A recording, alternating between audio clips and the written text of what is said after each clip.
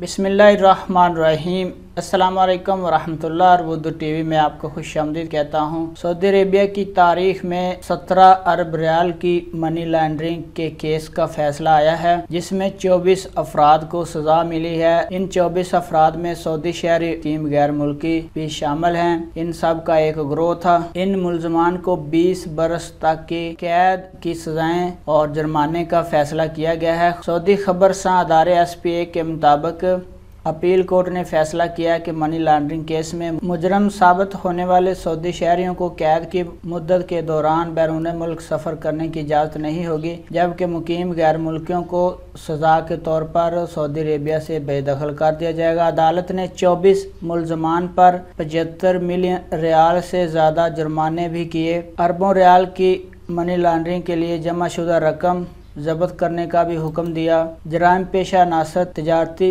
अदारे के नाम इस्तेमाल करके मनी लॉन्ड्रिंग कर रहे थे। फैक्ट्रियों, कंपनियों, अदारों और मेडिकल क्लिनिक्स के जरिए मनी लॉन्ड्रिंग का चक्कर चलाए हुए थे। इनमें बाद बराह रास्त मनी लॉन्ड्रिंग में मुलव्वस थे और दीगर शरीकार के तौर पर काम कर रहे थे।